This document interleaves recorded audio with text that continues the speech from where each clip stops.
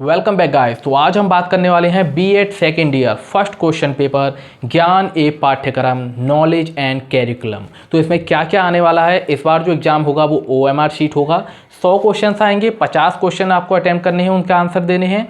1.5 घंटे का टाइम आपको मिलेगा। तो कौन कौन से क्वेश्चन आने वाले हैं, कैसे प्रिपरेशन करें, सारी बातें और जो मोस्ट इंपॉर्टेंट क्वेश्चन है वो मैं आपको इस वीडियो में बताने वाला हूँ।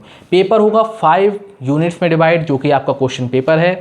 उसी में से कोई जो मोस्ट इंपॉर्टेंट क्वेश्चन है उनकी आपको प्रिपरेशन करनी है, मतलब तैयारी कर लेनी है, एक बार पढ़ लेना है। क्योंकि 50 क्वेश्चन जो है उनकी आपको इसमें छूट मिल रही है, 100 आएंगे, 50 ही अटैम्प्ट करने हैं, तो आप बहुत ही आसान तरीके से कर पाएंगे। तो कैसे करना है, चलिए फिर शुरू करते हैं। कुछ जो मोस्ट इंपॉर्टेंट क्वेश्चन है वो मैं अभी आपको बता देता हूं, आप उन्हें रिवाइज कर लीजिए। आपके पास कोई पेन कॉपी हो तो उन्हें आप लिख भी सकते हैं। वैसे मैं कोशिश करूंगा कि स्क्रीन पर आपको वो क्वेश्चन शो भी हो जाए।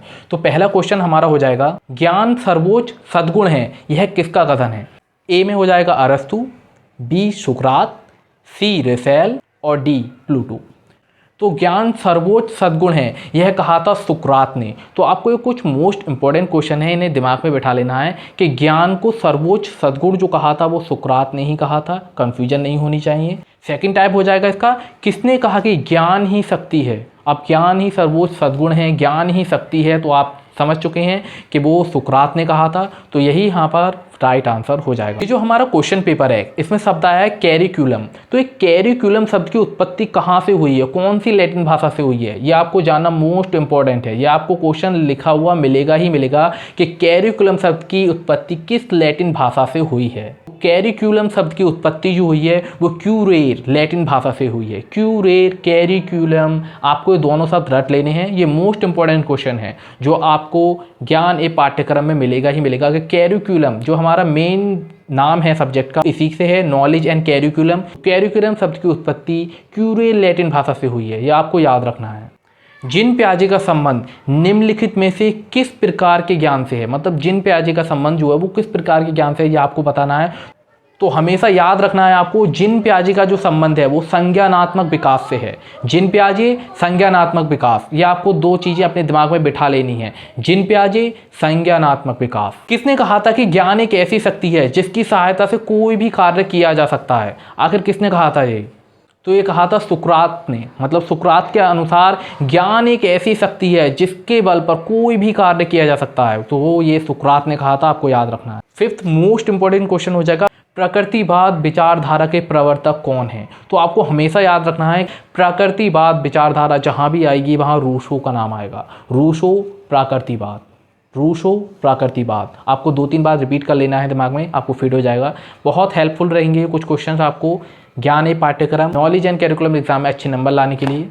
दर्शन की कौन सी शाखा ज्ञान से संबंध रखती है। तो दर्शन शास्त्र जो है उनमें कौन सी शाखा है जो ज्ञान से संबंध भी रखती है, तो वो जाएगी ज्ञान मीमांसा। मतलब ज्ञान से संबंध, ज्ञान मीमांसा, मतलब ये छोटी छोटी हिंट्स होती हैं कुछ क्वेश्चन में, जैसा उनका नाम होगा वैसा ही उनका मल्टीपल चूज में कोई हमें मिलता है तो वो सही होता है। तो ज्ञान मीमांसा ही इसका आंसर हो जाएगा। दर्शन ज्ञान का विज्ञान है, आखिर ये कथन किसका था। दर्शन ज्ञान का विज्ञान है, ये हमारा फिक्टे का हो जाएगा।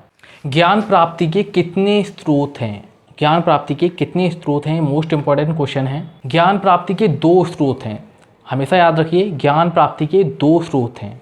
शिक्षा सभी के लिए है, यह भारत के संविधान में किस अनुच्छेद में लिखा है। तो ये मोस्ट इंपॉर्टेंट क्वेश्चन है कि शिक्षा सभी के लिए है, ये किस अनुच्छेद में लिखा हुआ है। तो अनुच्छेद 45, अनुच्छेद 45 में लिखा हुआ है कि शिक्षा सभी के लिए है। मोस्ट इंपॉर्टेंट क्वेश्चन है, हर साल रिपीट होता है, इसे आप जरूर याद रखें कि शिक्षा सभी के लिए है, यह किस अनुच्छेद में लिखा हुआ है। तो हमारे अनुच्छेद नंबर 45 में लिखा हुआ है। भारतीय संविधान में हिंदी को कौन सा दर्जा दिया गया है। मोस्ट इंपॉर्टेंट क्वेश्चन, हर साल रिपीट होता है कि भारतीय संविधान में हिंदी को कौन सा दर्जा प्राप्त है। इसका राइट आंसर हो जाएगा राजभाषा।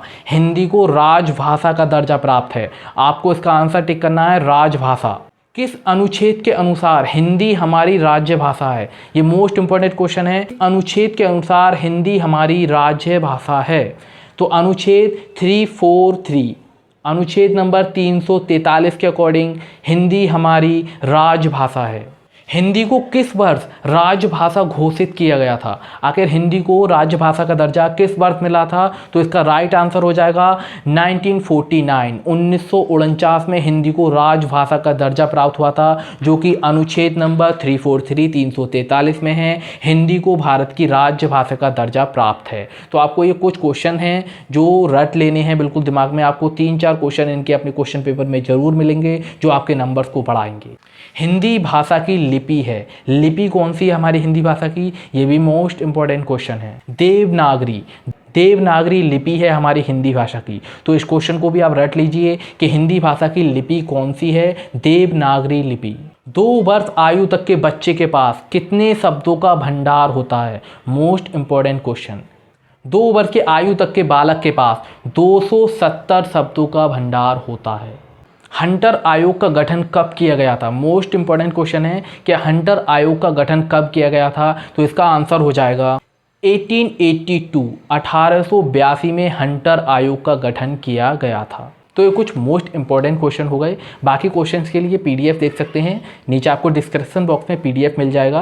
और अगली क्वेश्चन पर हम दूसरी वीडियो बनाएंगे जो कि काफ़ी लॉन्ग होगी। ये वीडियो ज़्यादा लॉन्ग ना हो इसलिए कुछ ही क्वेश्चन को पुटअप किया है। इसमें आपको समझाने की कोशिश की है कि आप कैसे कैसे 5 यूनिट्स की तैयारी कर अच्छे नंबर ला सकते हैं ज्ञान ए पाठ्यक्रम नॉलेज एंड कैरिकुलम में B.Ed द्वितीय वर्ष के छात्र। तो मिलते हैं अगली वीडियोज़ में, तब तक के लिए धन्यवाद। वीडियो को लाइक शेयर सब्सक्राइब करना ना भूलें।